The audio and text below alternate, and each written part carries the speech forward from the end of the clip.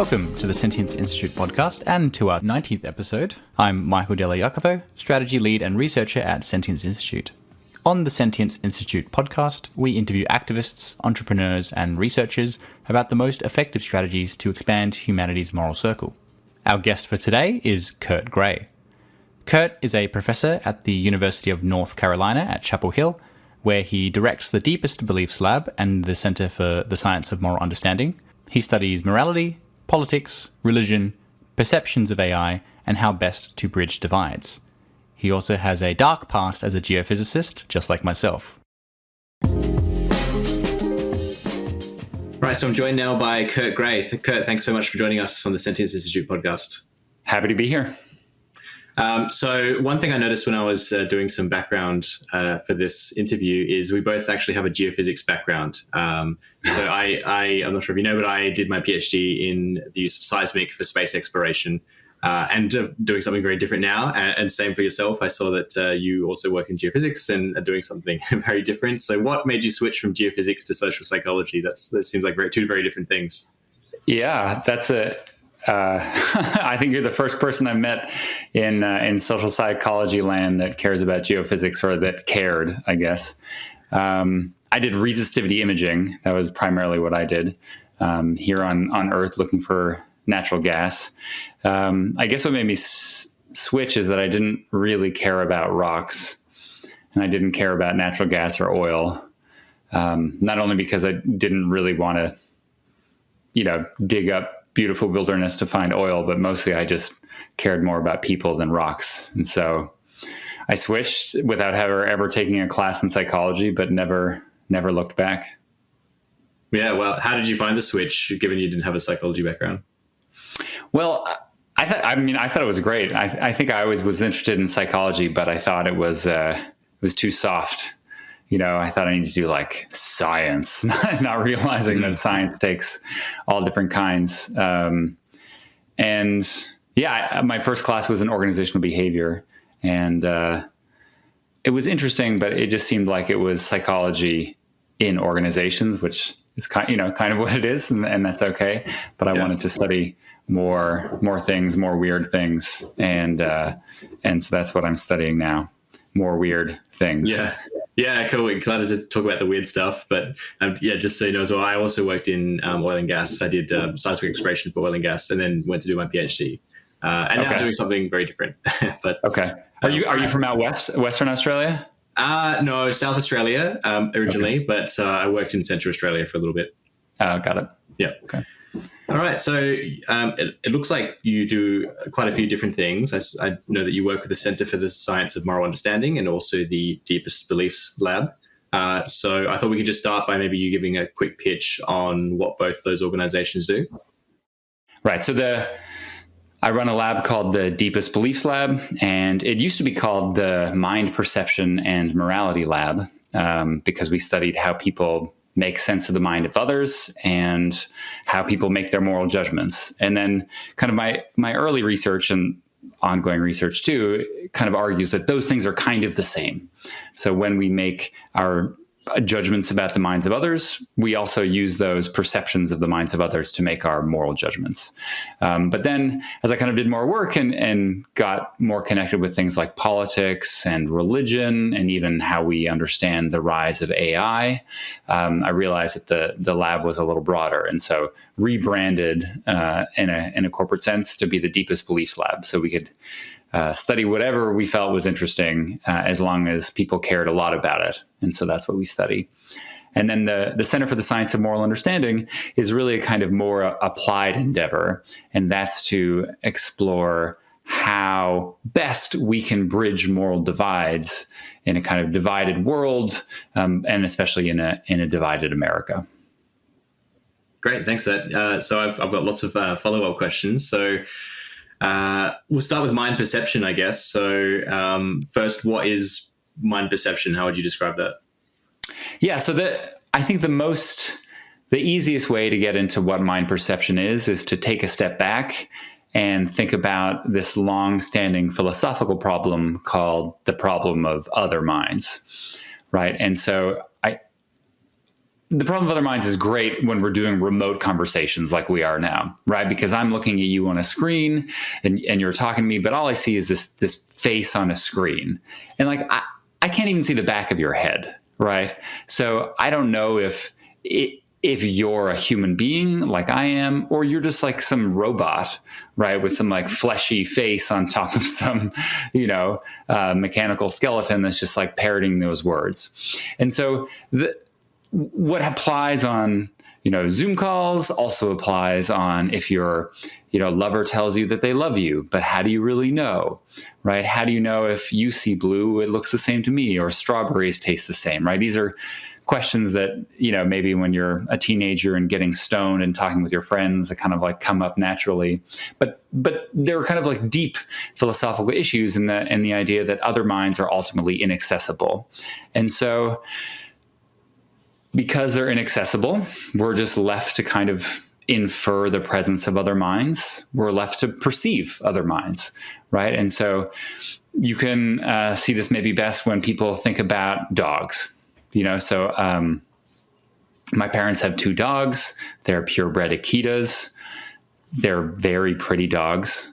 I don't think they're particularly smart dogs, right? But when I look at the dogs, I just see like 2 dogs, just plain dogs, like they're looking at the wall, they're thinking about nothing as far as I can tell, right? I don't see a lot of mind. But my parents look at these dogs and think that they're, nostalgic about the way that things were, or thinking about the state of the government, right? They infer huge amounts of minds in these animals. And so we perceive different amounts of mind in the same thing. And so that's really what mind perception is. The idea that 2 people can look at the same thing and perceive different amounts of the ability to think and to feel. Is that what your parents would be doing in that example, anthropomorphizing the dogs to an extent? Yeah, exactly. So anthropomorphism is kind of inflating mind perception above and beyond what most people would guess, people can actually, or things can actually think and feel. And then, of course, the other way is typically called dehumanization, right? So if you take people that do have minds that can think and feel like other people, and you deny them their mind, right? So you treat them like they're animals or machines or something like that. So, okay, what exactly is a mind then? How would you describe a mind? Yeah, that's a question I get all the time, and I never have a good answer. If you look at the dictionary definition, there's lots of definitions of what a mind is. And I wrote a book with the word mind in the title, and I don't even know what a mind is. I think you can think of a mind in the sense that it takes incoming information, it takes sensations, it takes perceptions, it takes things in the outside world, and it performs some set of kind of computations, cognitions. There's beliefs in there, right? There's these internal states, and then you transform the kind of input using the kind of like internal states of the mind to an output, right? Behaviors, actions, things like that. So I think, to be I don't know if this is like too computer focused, but I think it's really kind of like there's inputs, there's like computations, and there's outputs. But I think those computations are not just, that sounds very behaviorist, right? Like there's some black box and it's like going beep, boop, boop, right? And then spitting out some behavior. Like there's something that it's like to be a mind too, right? And those are feelings and sensations and, the feeling of love or the sensation of the color red, right? These like rich, conscious experiences. And so I think that you need to emphasize in that chain from input to output that there's like that thing in the middle that's really this like, this person typically, right? These like feelings and sensations. So I think that's what a mind is. Yeah. And you just mentioned output and input. And I think I've heard you say those can be thought of as agency, which is the doing and thinking, and experience, which is the feeling and sensing. Is that right? Yeah, that's right. So experience is the capacity to feel and to sense, and agency is the capacity to do and to act. And then, some of like beliefs, what is that? I'm not sure where that fits into that, but at least when people perceive the minds of others, they perceive them along these kind of like two broad dimensions, like thinking and feeling. And they can come apart, right? So usually you think of dogs as being more about feeling and less about thinking. And you think of corporations like Google as being more engaging in thinking than feeling. And then you or I, everyday people, we can think and feel, and things like rocks, neither. But of course, right, these things are a matter of perception. Yeah, and that brings me to another question. So you've also said that for an interesting example, moral exemplars people often think of as less susceptible to feel pain. Could you talk about this a little bit? And would I be right in saying this is related to people seeing moral exemplars as being perhaps more agential than experiential? Yeah. So the phenomena you're talking about is something that we call moral typecasting. And moral typecasting is the idea that when we perceive those in the moral world, we kind of bin them into one of two categories. And that one of those categories is like those who do moral deeds, like good or evil people, right? They're moral agents. And the other category is those who receive moral deeds, and we call those moral patients, right? So a victim is a moral patient. And on the other side, like heroes and villains are their moral agents. And so I guess if we take a step back, when we think about morality, average person, they think about like good and evil is like the big dimension of morality, right? Like on the pole, there's like Hitler and Satan, the evil people. And then there's the good people, like, Martin Luther King Jr. and Mother Teresa and all these great people. But those people like MLK Jr. and Mother Teresa are still doers, right? They're still moral agents. They still, impact others, whether through help or harm. And the other side, in the kind of like, my moral world, we've got our agents and our patients, like victims, right? Like victims of crime, people who are struck by natural disasters and need help, right? They're like more about experience. They suffer, and agents are more about doing, right? Their agency. And so when we think of the moral world, we put people into either like an agent bin or a patient bin. And this means it's hard to see them as the other way. So if you think of, heroes, like you think of action films, right? Like there's Arnold Schwarzenegger and like he's on a mission to like save someone. And he gets like stabbed, he gets shot, he gets punched. You're not really worried. I mean, he's super ripped, obviously, he's buff, but you're not really worried about Arnold Schwarzenegger because he's such an agent, like he's a doer. And then you see like the victim of the movie and the villain just kind of like slaps the victim lightly. And you think, oh my God, what a monster, right? So evil, right? Because you're worried about the victim's experience and suffering. And you only think about the kind of hero's agency, and the same with the villain. So that, that's how we divide the moral world. And I think the most interesting thing there is when, if people think of you as a hero, you help out a lot around the house or you do a lot at your workplace, then it turns out that they think you're generally insensitive to pain.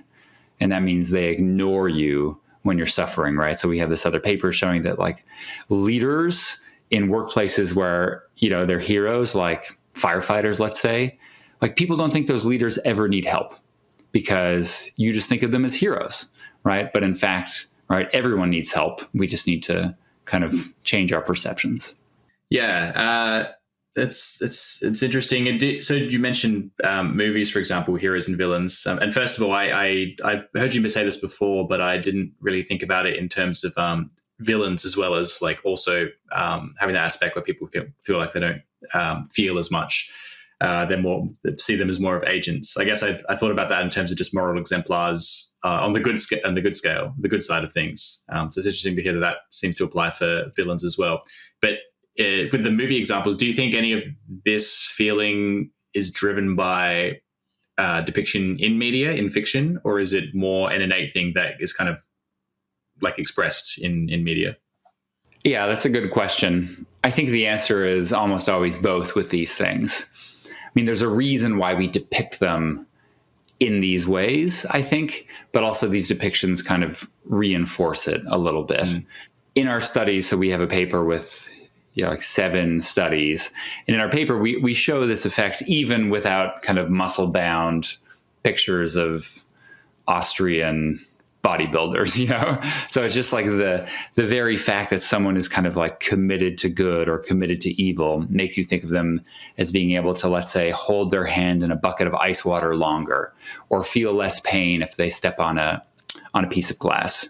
I mean, I think a good example is Gandhi, right? Like, if you want to talk about physical types, Gandhi is about as far away as possible from Arnold Schwarzenegger as you can get. And yet, right, people think that, Gandhi can endure all sorts of things in the service of helping India achieve independence, right? And in the service of heroism. Same with Mother Teresa, right? People think that Mother Teresa is kind of relatively insensitive to pain. And I don't think she could, bench press more than, I don't know what Mother Teresa could bench. Yeah. To what extent do you think there's an extent to which that is kind of a true thing? Because I guess one might think, let's take the example of Gandhi. I mean, they would often go on hunger strikes, and I mean, it seems like to an extent maybe they were less susceptible to pain, or maybe it's just that their moral convictions were so strong that they were more willing to endure that pain. So is there an extent to which that's actually a true thing and not kind of a mirage that people are feeling when they think about moral exemplars? Yeah, I mean, I wouldn't say it's a mirage, right? I think a lot of our perceptions are grounded in some kind of truth. And I think you bring up a good point that this is too. So like amazing heroes, they are kind of generally more agentic, right? That's how they can do such heroic deeds. But I think the way to think about it is like maybe more of like a stereotype of heroes. And then people can apply it to other cases where it doesn't really fit.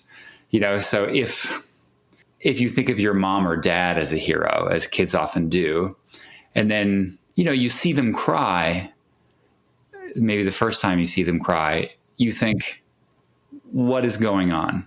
Right? Like, how can you cry? Like, you're a sheer agent. You're a hero. Like, how can you even, feel pain or sadness?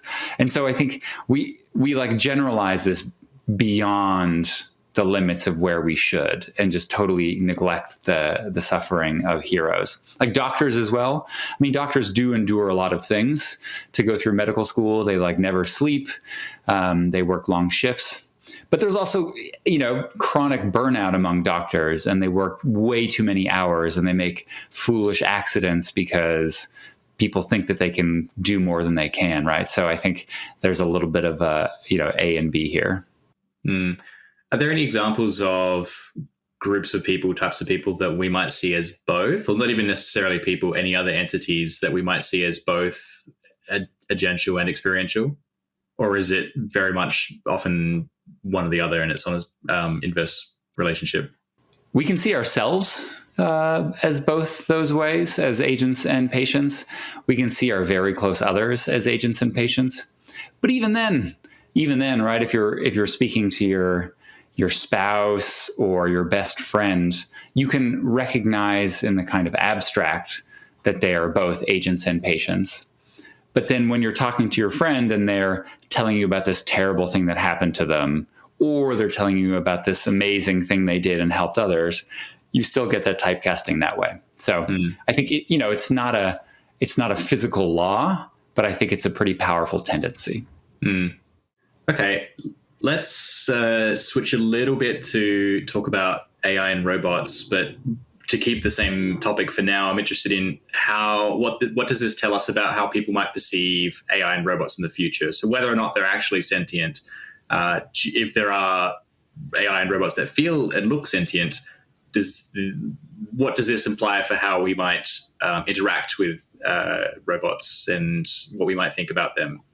Because I guess you might see them as agential, and I'm curious to hear you talk about that. Yeah, it's super interesting to think about how people interact with robots. I'm actually writing a big chapter on it now for this handbook, and it's made me think about things in a lot of ways. And robots and AI are unique in that they are the only agents in the world, in a sense, that humans have created just to replace other agents, right? Like Yeah, there's like dogs, but they like come from nature, like maybe we selected them or whatever. And other people, right, they're born, but like people make machines, and they make machines to replace other people typically, right? To replace people at work, to replace, there's actually this Australian guy, I'm sure you're not friends with him, but maybe you are. He wants to marry a robot. Like he wants to be the first person to marry a robot. And this is obviously replacing a human spouse, right? And so as we're trying to replace people, we make those robots more people-like, and then we come to think of them as having human thoughts and human emotions, and all sorts of weird and wonderful things happen. So the first thing that happens that I've kind of studied the most is something called the uncanny valley, which folks may have heard of. But it's this old idea. It's from 1970, when robots were far from being human, by this Japanese roboticist whose last name was Mori. And he thought that people would like robots more the more human they looked. So if they're cute and anthropomorphic, we like them more. But then they get too human. And then they get too human that you're not sure. Are they human? Are they robot? I don't know are they zombies? Are they dead? And then people don't like them, right? They get wigged out. And so this is called the uncanny valley, because that's the sudden drop in liking when something becomes too human. And so this has been discussed a ton in kind of like human robot interaction. It's important in movies. So there's lots of movies like the Polar Express or Beowulf animated movie that came out that just creep people out. They like kind of tanked because people didn't like them. And it's why Pixar, if you've ever seen a Pixar movie, refuses to do realistic human beings. That's like their like literal policy. They only do like fun, cute, cartoony people like the Incredibles, never like with like dead gray eyes or whatever is like what happens when people try to make real people. And so the explanation for why the uncanny valley is there, at least, before, we started looking into it, was that just like something about the face is super creepy, right? Like no one likes the human-like face. But we thought it was really about perceptions of experience, right? It's like perceptions of mind, that when you see a human-like robot, you feel that it can sense and feel, it can love, it can be afraid, it can feel pain. And we have this fundamental intuition that like machines don't get to do that, right? That's off limits. And so it's that mismatch between machines are made of silicon and like are just made to like, vacuum my floor, to like this something looks like it can, feel and feel deeply. And that's what's creepy about it. And so, yeah, we've shown in a lot of studies that people get creeped out when you tell them that robots can feel. And yet, I think when people get used to a feeling robot, like this movie Her, where he like falls in love with his smartphone, who happens, by the way, to be Scarlett Johansson, right? Which everyone can appreciate is like a pretty, attractive woman. And I should say they actually had a different actress voice her, and then it didn't work. So they redid it with Scarlett Johansson because everyone can appreciate that Scarlett Johansson is like, has this like ability for experience. But I think people get used to robots with experience, right? It's creepy at first, it's uncanny, and then you think, yeah, I have a robot wife. That's cool. And so then the question is, and I think this is an unanswered question mostly, like what happens when we are living with robots that we really think can feel?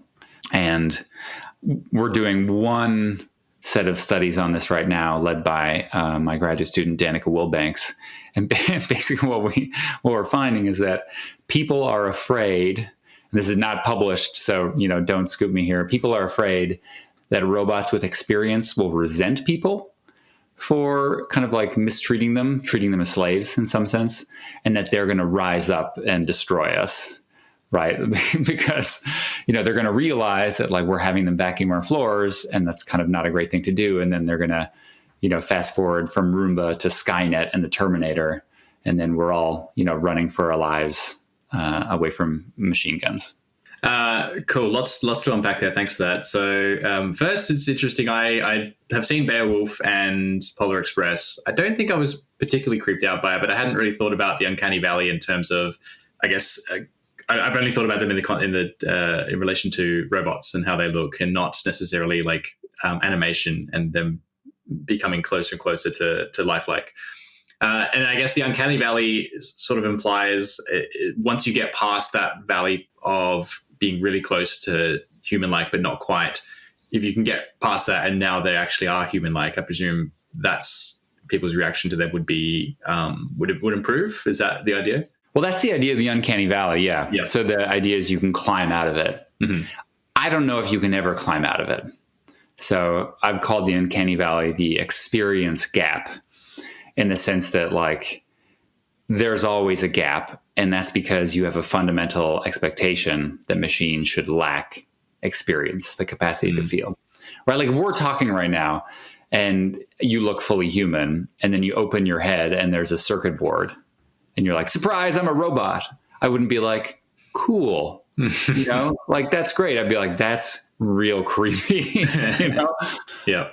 Yeah.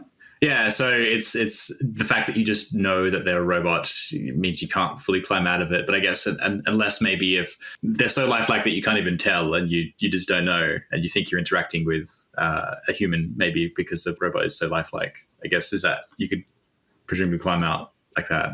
Yeah, totally. If there's to you a human, right? If you are actually a robot and I can't tell, then for all intents and purposes, you're a human. I mean, I think to illustrate the experience gap, it also goes the other way.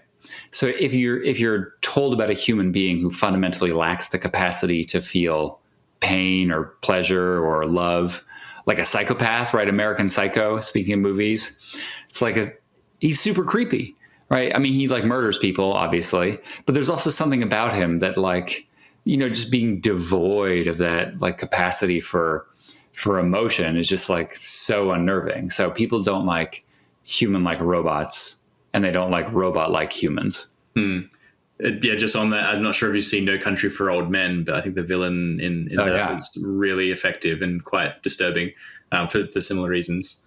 Yeah, he was like Dead Eyes, right? Javier Bardem, right? I think his name is. Yeah, like he just always was so impassive. I think that's a great example. Yeah. So what can we expect about the mind perception of AI and robots? We talked about that in the human context and even for non-human animals. But what can we expect about how people might perceive minds in AI and robots? And I want to talk about perspective taking as well, which I think is maybe a little bit different. But let's start with mind perception of AI and robots. Yeah, I think generally when people perceive the mind of robots, they perceive them as having agency but not experience, right? So the capacity for planning and thinking, right? Like you can, if you're a robot, you can plan out the best route for me to take on my flights. You can crunch 100 numbers, you know, when doing insurance adjusting or something like that. But people generally, again, don't expect robots to be able to feel. But these are kind of like squishy, and they depend on the appearance of the robot, as we've discussed. They also depend on the person perceiving.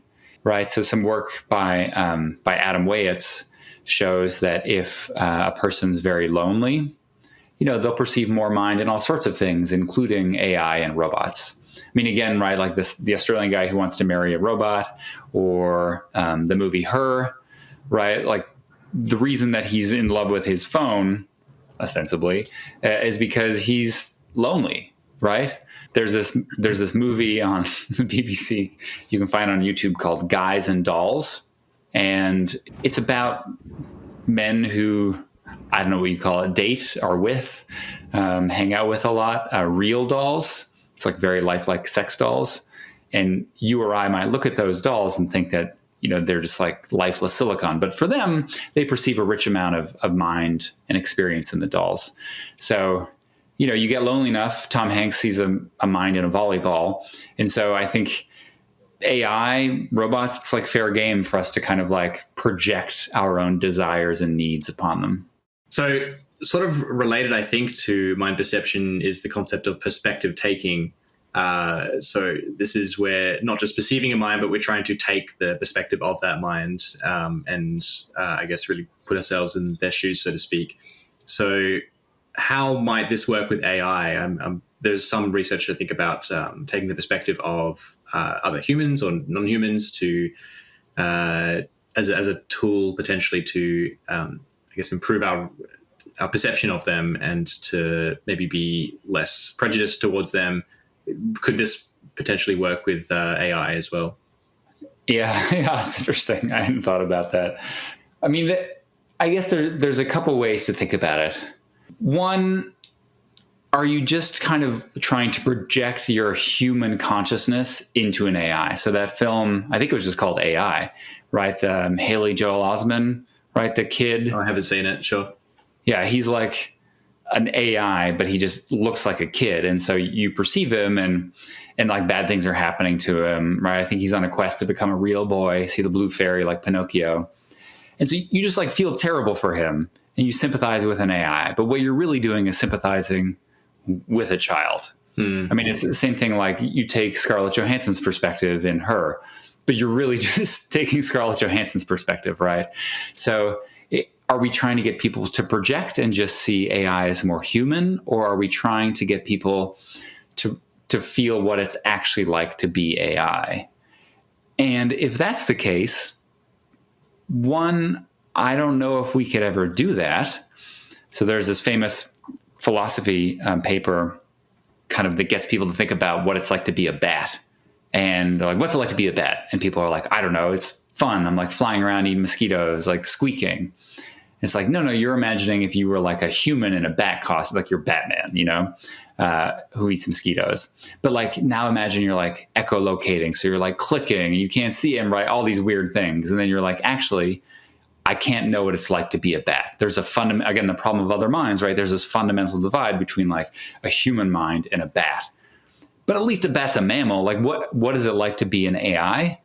I have no idea, So I think it could make us less sympathetic to them in some sense, because it's like, I don't know, they're a circuit board. They're like these algorithms. And so who knows, right? Like I can subjugate them now under our, the heel of human desire because, right, they're not like me.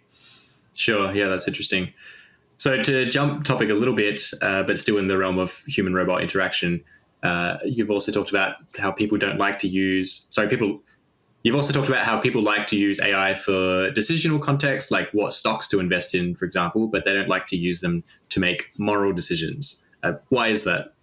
Yeah, moral decisions are increasingly being done by AI. So medical triage decisions, right? Like who gets a ventilator if there's only one ventilator, but a number of patients, or parole decisions, like what inmate is most eligible for parole. They'll have algorithms kind of make recommendations there.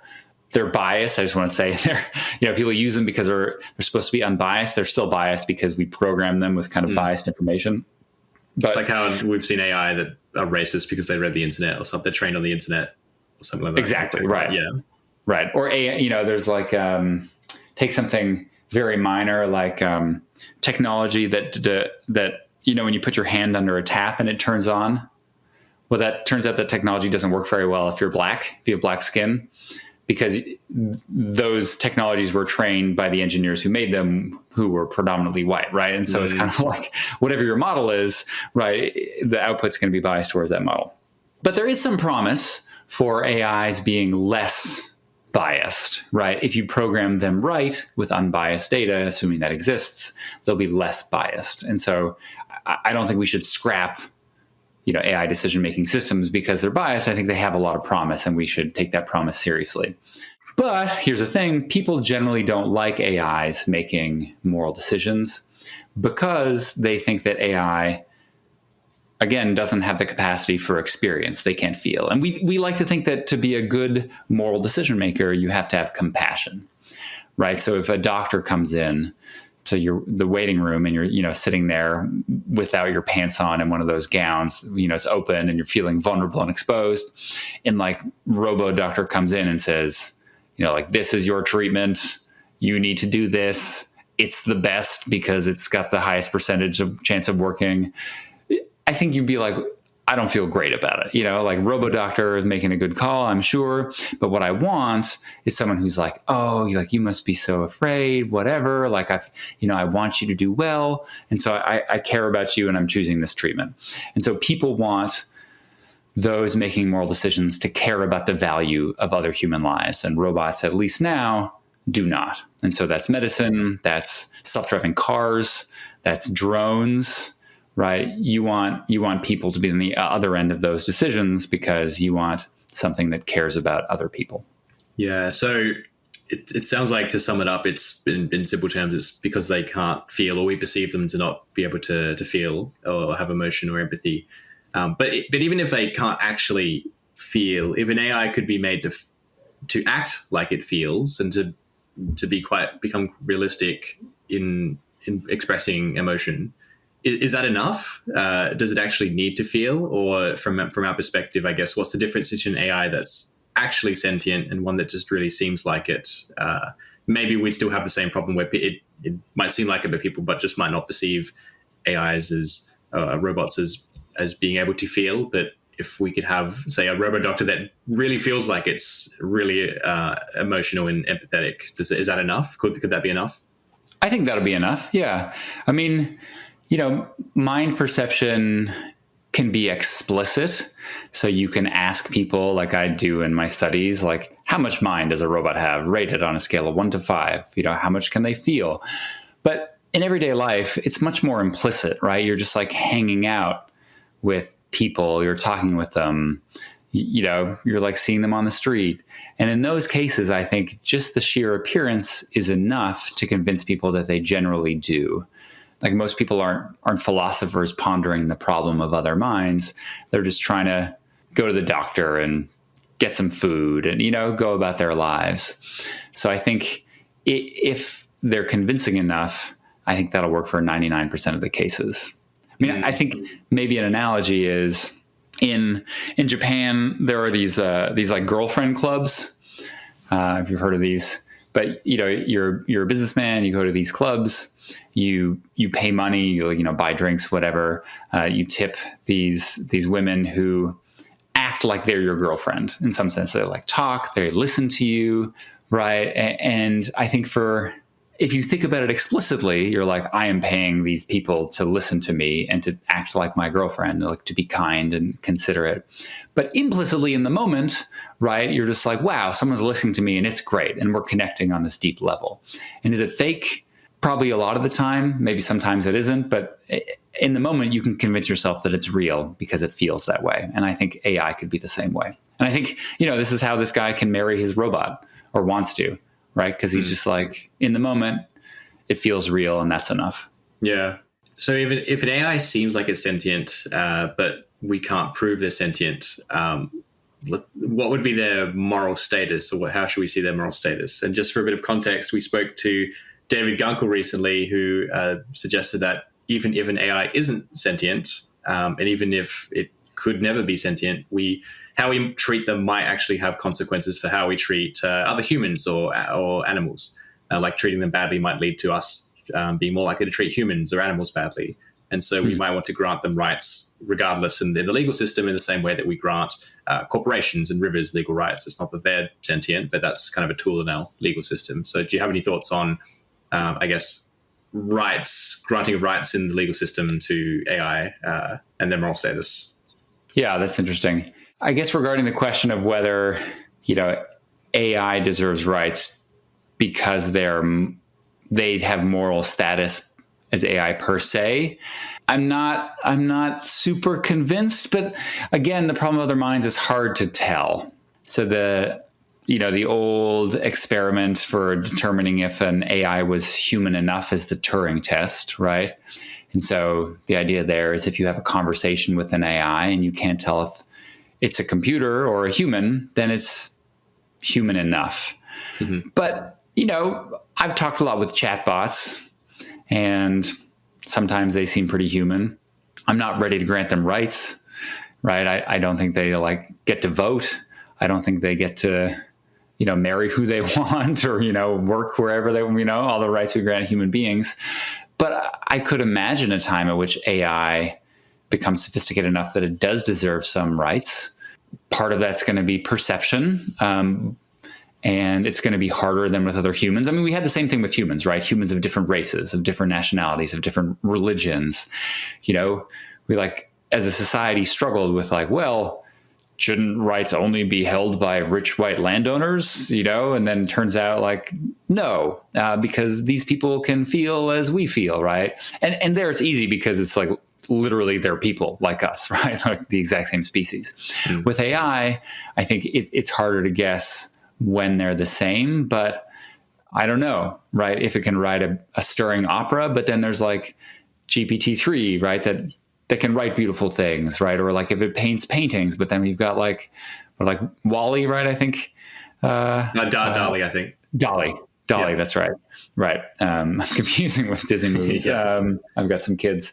Right. So it's like doing all the things that you like, this is, what humans can do who can experience, but I still don't think that like DALL-E or, GPT-3 can feel. So I don't know what it would take. But sure, as to the argument of like, it could be good for society if we grant robots rights, maybe, I think, there's that classic study with kids seeing the adult punch the Bobo doll, and then the kid gets in there and knocks the stuffing out of the Bobo doll.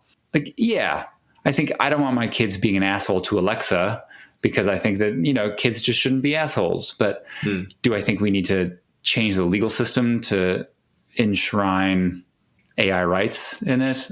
I don't know. That seems like a little premature, but maybe one day. Sure.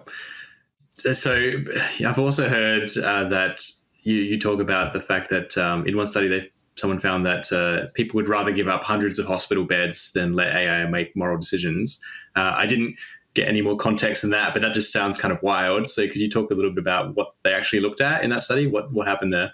Yeah, so that's a study that I love that like didn't really make it into the paper, but I always like it talking about it in talks because it's I think in my mind the most interesting. So it was just a trade-off, right? So you can have a human doctor like we do now, or you can have an AI who can make recommendations about life or death decisions. And it turns out the AI is cheaper. It's free. Once you get it, you don't have to like pay for it. It's never going to try to get a raise, complain about vacation. And so you can save more hospital beds with an AI doctor. And the question is, well, how many more hospital beds do you have to save to have an AI doctor, to want an AI doctor in a hospital instead of a human doctor? And so we're like, one. Some people were like, the rare person's like, yeah, it's better. Okay, one.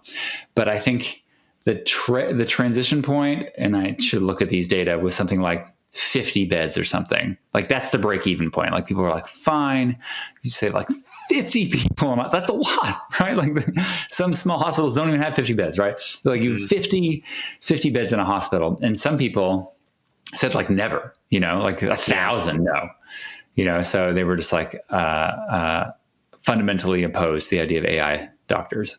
I'm guessing in that study, it was stipulated probably that the AI doctor would be as good as a human doctor or something like that. Does that sound right? So that's right.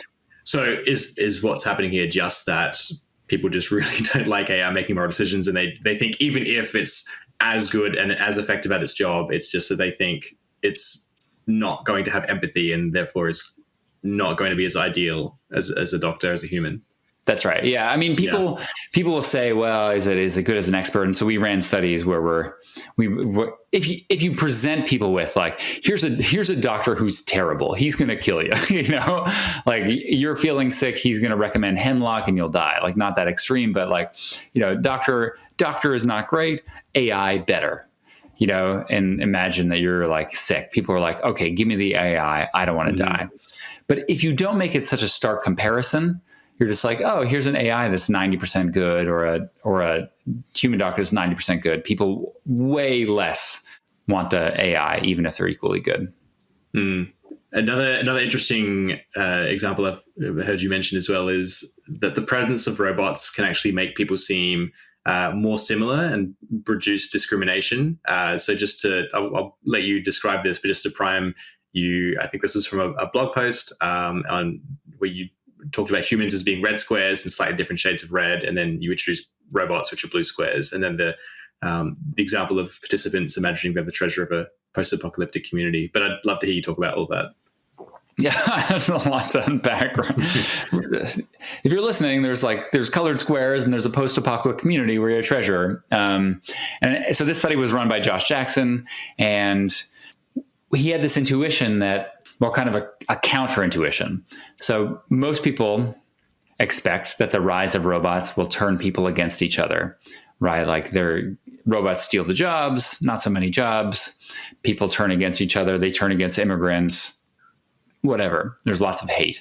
But we wondered whether robots could bring people together if people realized, and I think this is the key point, that like they realize that robots are different. They're not people, right?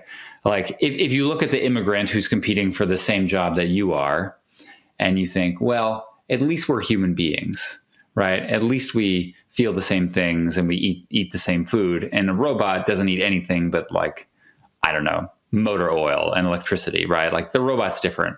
And so maybe recognizing the fundamental kind of like unhumanness of robots can bring people together. And so we found that in a number of studies, but I think the funnest one that you mentioned is we asked people to imagine that they're living in this post-apocalyptic community where there are either just humans in the community of different races, so white, black, and Asian. This is around America, or the other community where there's like 4 races in a sense, like white, black, Asian, and robots. And so we asked people to kind of divide up salary money across folks in the commune based on their job. So you could be the blacksmith, you could be I don't know, like the cook, whatever you need to keep the community running. And so, you're the treasurer, you're in the treasurer's shoes, and like, how do you give out money? And so typically what you find in these cases is white participants are racist, with these outcomes, right? They give more money to the white folks and less money to the black folks, even if they have the same job. And so it turned out when there were no robots in the community, the white treasurers were indeed racist, giving less money to the black people for the same job, right? Not great, but expected. But it turns out that if there are robots in the community, then this gap gets way smaller. I forget the data now. I'm not sure if it totally disappears, but it definitely gets way smaller because you're like, I'm not giving any money to the robot because it's a robot, and we're all people here, right? Like it doesn't, what your skin tone is. We're all people. Let's screw the robots over and keep the money for the humans. And so it can bring us closer together because, at least robots aren't humans.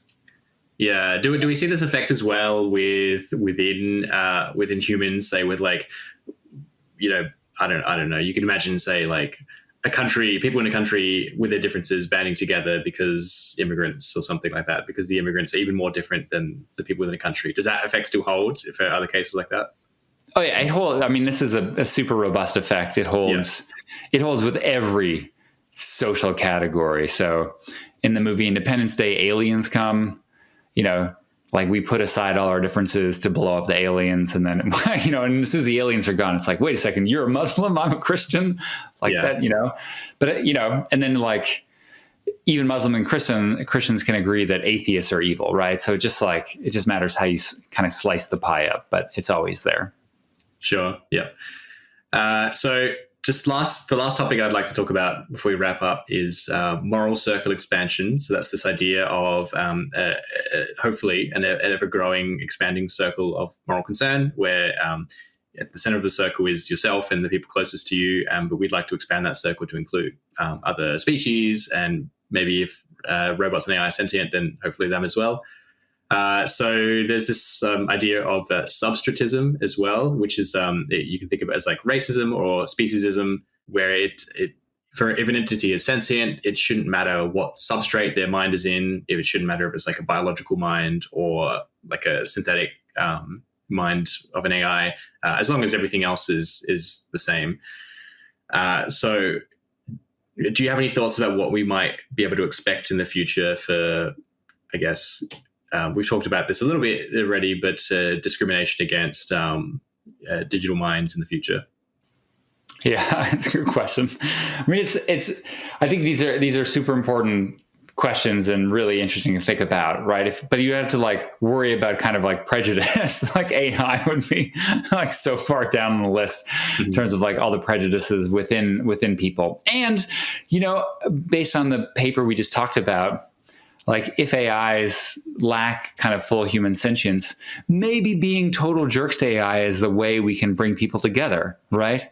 Like that's the solution to all the racism and discrimination against like religion and creed and politics, right? Like we all get together and we all hunt robots down and hurt them, right? Like as much as robots can feel pain. I'm not saying we should do that, but if we're talking about thought experiments here, I think we need to think about like whose sentience are we most concerned about? And I guess the other general point about like expanding moral circles is, I mean, I'm all for kind of like expanding moral circles, but I wonder if it's costless, right? So if we expand moral circles to animals more, right? So people care a lot about their pets, right? Pets used to be something that we abused, but, or just like kicked or put in doghouses, but now we buy them sweaters and get their DNAs tested, right? But does it come with a cost? Like, are you more likely to walk by the homeless person, right? Who needs a kind of like a warm meal and a bed and just ignore them because like, your dog, Mr. McGillicuddy, like needs a new cute sweater? Maybe, and so I think it's always useful to think about like, well, what's the trade-off? Because there's nothing free in the world. But yeah, I think as our kind of senses of morality expand, I think it's possible and reasonable to think that we could care more about AI. Again, I don't know if it's a good thing, right? Like if you care more about whether your phone's upset, like some kind of new age Tamagotchi, and there's people dying in third world countries, developing nations. Like, I don't know if, right? Like if we had to choose between her and we had to choose between someone who's, a family who's got some terrible like malaria in sub-Saharan Africa, I'd be like, let's pick the human beings, And then I guess the pragmatic question of like, could you make a mind out of silicon? It's like an interesting question, right? Like if we hit the singularity, I think for sure, if silicon minds can improve on themselves, and I think there's a way that it's possible. But I think the more we learn about biology, the more I'm kind of like astounded at the fact that humans are, conscious and other animals have consciousness.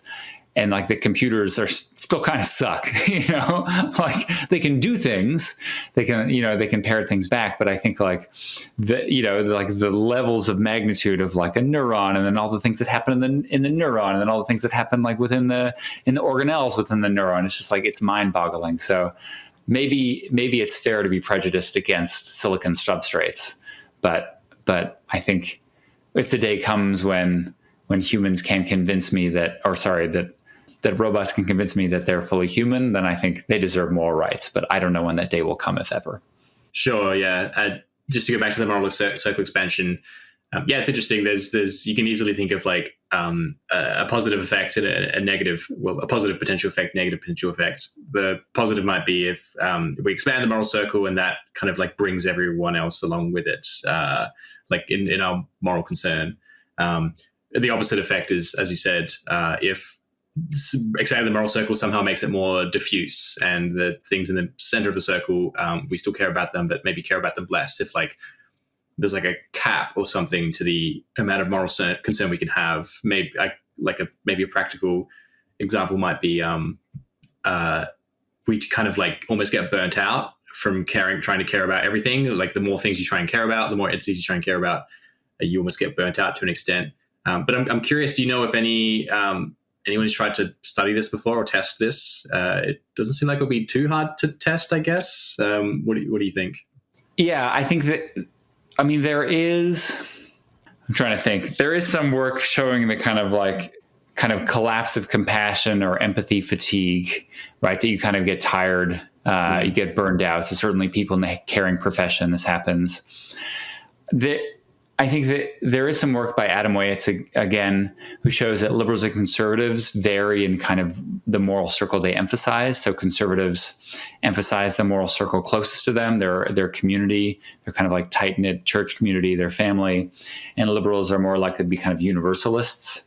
So I'm assuming, most folks in your institute are kind of like more liberal, right? Because it's like the uber expanded moral circle, animals and possibly AI. And I think I mean, I think to be honest, in a lot of ways, the world would be better off if we cared in general more about the distant moral circle, right? At the same time, I think it's not costless to not care as much about your family. So let's go back to Gandhi, right? Who's not Arnold Schwarzenegger, but still a moral hero. He was not a good father. He was not a good husband, right? Martin Luther King Jr. also not, right? And in fact, I think they did a lot of things that, if you think about like what it means to be a good father or a good husband, right? They're terrible examples. And yet they were amazing heroes who effected incredible social change for so many people. And so if you had to pick, right, should Gandhi be a national hero or like a good dad? I think, I think the world would pick hero. But if you ask his kids, I don't know, right? I don't know what they would say. And like, I'm a dad, and I think I feel this trade-off a lot, right? Like effective altruism, give all your money away, like where it has the most good, but also like my kids need to go to college and it's expensive in America. And, and so like, what do I do with my money? Well, I think I need to protect my kids in some sense. And so it's a struggle and there's a tension and I don't know the best way to resolve it. But I think there's a tension. Yeah. I thought of some follow-up questions, but we could almost have another podcast interview about that. So might leave that there. But I'll leave you with one last question, which will be a little bit general just for us to finish up on. So I'm interested if you have any thoughts on what social psychology can tell us that might be useful to help people interested in getting others to care about more sentient beings. So I guess you could think of it as like expanding the moral circle, but just in general, how do we get people to care more about others? What does social psychology tell us? Any key learnings that you'd like to share? Yeah, that's interesting. I mean, I think the work on empathy is really applicable here, right? It's just caring about suffering, right? So you have to do two things. You, one, have to recognize that people are suffering, or animals, or AI. And often that's just enough. Once you recognize it, then you care about it. But if they don't spontaneously care about it, then you have to get them to care, right? And there's lots of work on empathy of how you can, you get people to simulate it so they feel it in their own hearts. Like we're trying to raise our kids as moral kids. And so what do we do? My younger daughter, like, let's say she like punches another kid. I'm like, look, that causes harm to the kid. Okay. Right. Like this like makes this other kid cry and now she appreciates it. But that's not enough because like, yeah, that kid's crying, I mean, sometimes it's enough. And then you have to say like, well, what would it feel like for you to get punched? Like, oh, wouldn't that feel bad? And like, oh yeah. So I think you need to kind of like get people, we talked about perspective taking, right? You need to get people in the shoes of these other people, of these animals, right? So this is why people turn vegetarians after they see those videos of the kind of like horrors of factory farming, right? Because they're like, oh my God, they're suffering. And I can kind of like project my own self in there. And that feels terrible. So I think if you want to expand the moral circle, get people to recognize suffering and then care about it. Great. Well, thanks so much for your time today, Kurt. And where can people go to see more about your work if they're interested? Anything you'd like to plug? Yeah, sure. So they can see me on Twitter. They can see me at the Deepest Beliefs Lab site, the Center for the Science of Moral Understanding.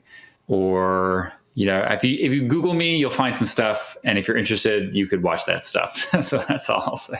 Great. And what's your Twitter handle? It's Kurt J. Gray.